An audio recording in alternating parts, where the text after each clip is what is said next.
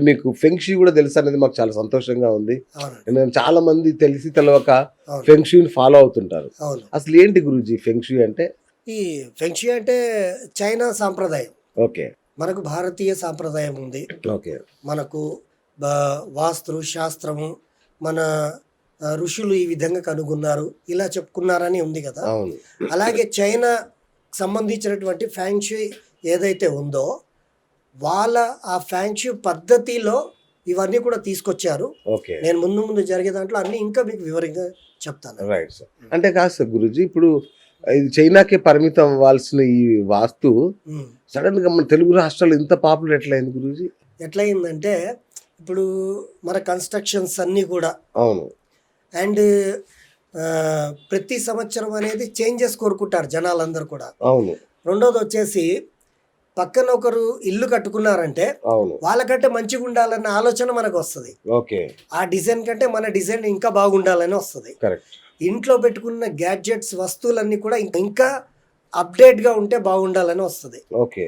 వచ్చినప్పుడు ఏం జరిగిందంటే ఈ ఫ్యాంక్షీ నుండి వచ్చినటువంటి ఏవైతే వస్తువులు ఉన్నాయో అవి వాళ్ళు అక్కడ నుండి అడ్వర్టైజ్ చేయడం కూడా, ఇది పెట్టుకుంటే ఇది వచ్చేస్తుంది, ఇది పెట్టుకుంటే ఇది జరిగిపోతుంది అన్న భావనలు కలిపినందుకు మన భారతదేశంలో అరే ఇవి పెట్టుకుంటే నిజంగానే ఇవి అవుతాయేమో, సరే అవుతే అవ్వకపోవచ్చు, కాకపోతే ఇది పెట్టుకుంటే ఒక పక్క వాళ్ళకన్నా మనకు కొంచెం షో కనిపిస్తుందేమో అన్న ఆలోచనతో ఈ ఫ్యాంక్షీ అనేది ఇంతగా అభివృద్ధి అనేది మన భారతదేశంలో జరగడం అయిందనేది ఈ విధంగా మనం తెలుసుకోవచ్చండి. రైట్ గురుగారు. అయితే ఒక మాట ఉంది, అంటే యాక్చువల్గా ఫెంక్షూ అనేది చైనాది కాదు, అది కూడా మన భారతదేశందే. ఒకప్పుడు బౌద్ధం మన దేశం నుంచి ఎట్లాగైతే చైనాకు పోయిందో దాంతో పాటు ఈ ఫెంక్షూ శాస్త్రం కూడా వెళ్ళిపోయి అక్కడ వేళ్ళూరుకుంది అనేది ఒక వాదన ఉంది. ఆ వాదన నిజమేనా? దానికి ఏమన్నా చారిత్రక ఆధారాలు అలాంటివి ఉన్నాయా? 100% నిజమేనండి. ఎలా అంటే బుద్ధుడు అనేది ఆయన రాజు, మన దేశానికి ఇక్కడ రాజుగా ఉన్నారు ఆయన. ఆ బుద్ధుడు రాజుగా ఉన్నప్పుడు వాళ్ళు చిన్నప్పటి నుండి ఎన్నో కళలు, విద్యలు, వేదాలు అన్నీ కూడా నేర్చుకుంటారు.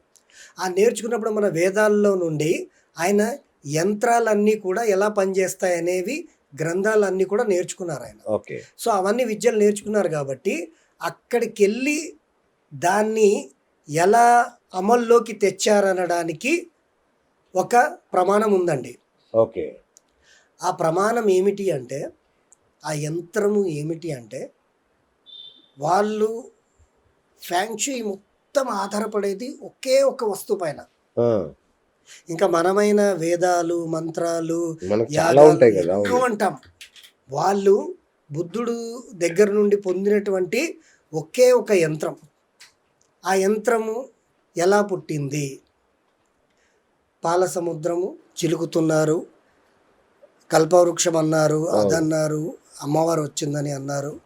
ఇవన్నీ ఎంతోమంది ఎంతో గురువుగారులు ఎంతో వైభవంగా చెప్పారు. బట్ ఈ పాల సముద్రం చిలకడానికి ముఖ్యమైన కారణం ఏమిటి అంటే, ఈ 4 యుగాలు కూడా నడవడానికి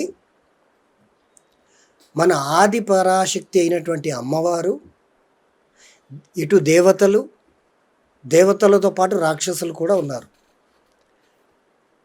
అసలు ఆది పరాశక్తి అమ్మవారు పుట్టింది అని అంటేనే మనకు ఒక చీకటి నుండి ఓంకార ధ్వనితో అమ్మవారు పుట్టిందని అంటారు.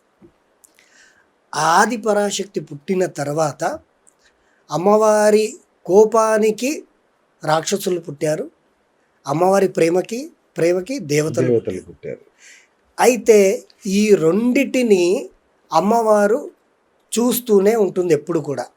అలాగే మరి ఈ క్షీర సముద్రం ఏంటి, పాల సముద్రం ఏంటి, చిలకడం ఏంటి అనేది ఎంతోమంది ఎన్నో విధాలుగా చెప్పుకున్నారు.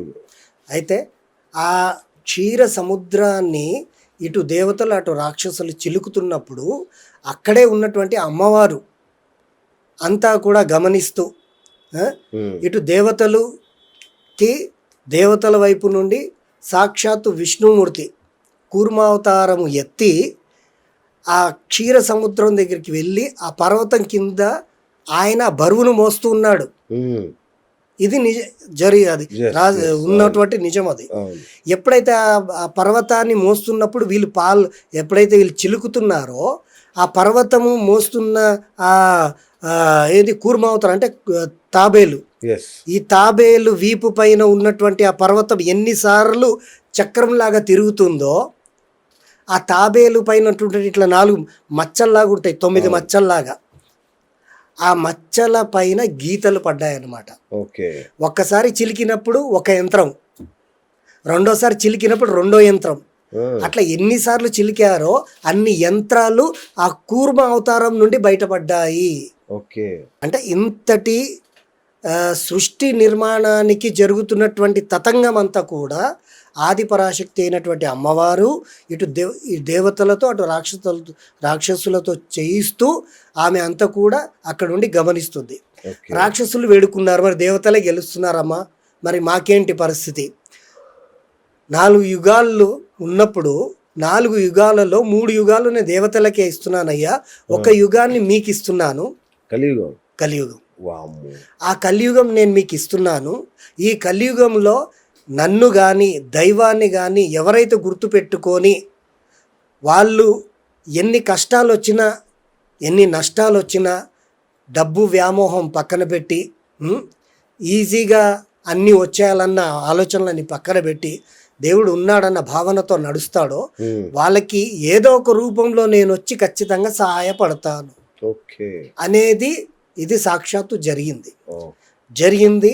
అలాగే ఎప్పుడైతే ఈ ఆ పాల సముద్రాన్ని చిలుకుతున్నప్పుడు ఆ కూర్మ అవతారంలో ఉన్నటువంటి ఆ విష్ణుమూర్తి ఎప్పుడైతే అక్కడ ఉన్నారో ఆ చిలికిన కొద్దీ ఒక్కొక్క యంత్రం అనేది బయటపడింది. అందులో నుండి బయటపడినటువంటి యంత్రమే పంచాదశి యంత్రం అంటారు. పంచాదశి యంత్రం. ఈ పంచాదశి యంత్రం ఎలా ఉంటుందండి అంటే పైన ఫస్ట్ లైన్ వచ్చేసి 4, 9, 2, సెకండ్ లైన్ వచ్చేసి 3, 5, 7, లాస్ట్ లైన్ వచ్చేసి 8, 1, 6. ఇలా 9 అక్షరాలు, అది మన 9 అంకెలు ఈ 9 గడుల్లో ఉంటాయన్నమాట. అవి ఏ విధంగా ఉంటాయో ఇప్పుడు చూపిస్తాను. పంచాదశి యంత్రము. ఇక్కడ 8, 1, 6 ఉన్నాయి ముందు, తర్వాత 3, 5, 7 ఉన్నాయి, అవును, తర్వాత 4, 9, 2 ఉన్నాయి. ఈ యంత్రాన్ని మీరు ఏ పక్క నుండైనా ఇలా లెక్క పెట్టినా ఇలా మొత్తం అన్ని టోటల్ చేస్తే సంఖ్య 6 వస్తుంది. ఒకసారి చూడండి అండి. 1, 5, 9 ఎంత అయింది? 15 అయింది. 15 అంటే 1 + 5 = 6. అడ్డంగా కూడా 15 ఉంది. 15 ఉంది. ఎటు నుండి చూసినా 15 వస్తుంది. ఆ 15ని మళ్ళీ మనం కూడుకుంటే వచ్చేది 6. 6 అంటే అమ్మవారు, ఆ లక్ష్మీ అమ్మవారు 6వ సంఖ్య నుండి జన్మించిందన్నమాట. అమ్మవారికి ప్రీతికరమైనటువంటి సంఖ్య ఏదైనా ఉందంటే 6. ఈరోజు మనం లగ్జరియస్ట్ లైఫ్ కోరుకోవాలంటే 6వ సంఖ్య. మీ డేట్ ఆఫ్ బర్త్లో 6 ఉందంటే ఏదో ఒక మూలలో లగ్జరియస్ట్ అనేది ఉంటుంది.